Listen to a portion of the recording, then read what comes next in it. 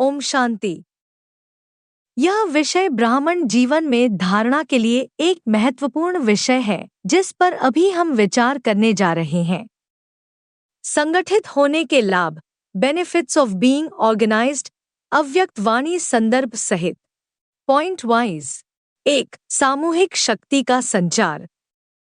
जब सभी संगठित होकर अपनी शक्ति का उपयोग करते हैं तो बड़ा से बड़ा कार्य भी सफल होता है। अव्यक्त वाणी संदर्भ। कल पहले का जो यादगार है वह सफल तब हुआ है जब सभी का संगठित रूप में बल मिला है। 2. कम मेहनत, अधिक सफलता। संगठित होकर काम करने से मेहनत का भार विभाजित हो जाता है और परिणाम शीघ्र आते हैं। अव्यक्त वाणी संदर्भ। एक अलग होने के कारण मेहनत भी ज्यादा करनी पड़ती है, लेकिन संगठन में मेहनत कम, सफलता जास्ती होगी। 3. योग्यताओं का समुचित उपयोग। संगठित कार्य में हर व्यक्ति की योग्यता का बेहतर तरीके से उपयोग किया जा सकता है। अव्यक्त वाणी संदर्भ। योग्यताएं सभी हैं, लेकिन योजना तक रह जाती है। अब अपनी योग्यताओं से औरों को भी बाप के समीप लाने योग्य बनाओ। 4. समय और संसाधनों की बचत।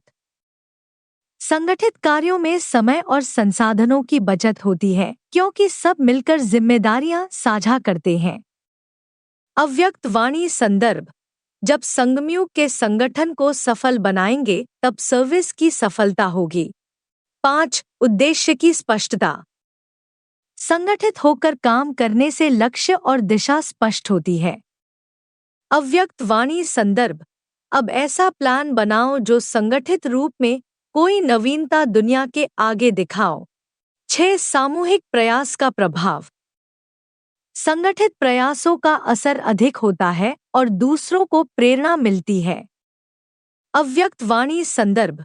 जब संगठित रूप में बल मिलेगा तब शक्ति दल की प्रत्यक्षता होगी। 7. लंबे समय तक स्थिरता।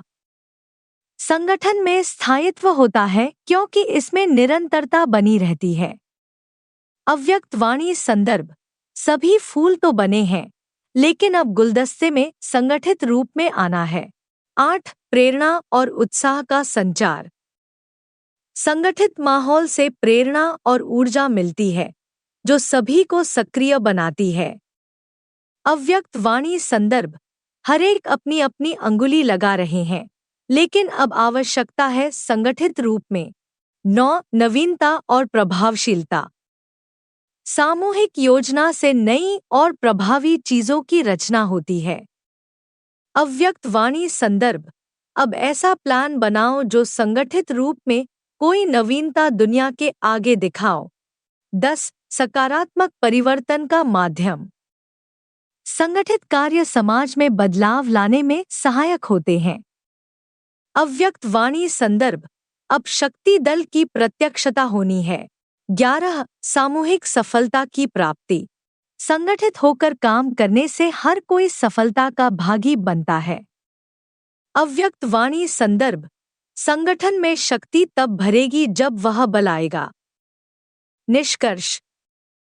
संगठित होकर कार्य करने से न केवल व्यक्तिगत उन्नति होती है बल्कि सामूहिक सफलता की ओर भी बढ़ा जा सकता है। अव्यक्त वाणी में दी गई बातों से स्पष्ट होता है कि संगठित प्रयास ही किसी भी कार्य की सफलता की कुंजी है। ये सभी कथन प्यारे अव्यक्त बाप दादा की 25 दिसंबर 1969 की अव्यक्त वाणी पर आधारित हैं। इनका पालन करने से डायरेक्ट बाबा का बल और बाप दादा की दुआएं अवश्य मिलेंगी। अब हम स्वयं निर्णय कर लें कि हमें संगम युग में अपनी चौधर चाहिए या संगठित रूप में सेवा करके बाप दादा की दुआएं। ओम शांति।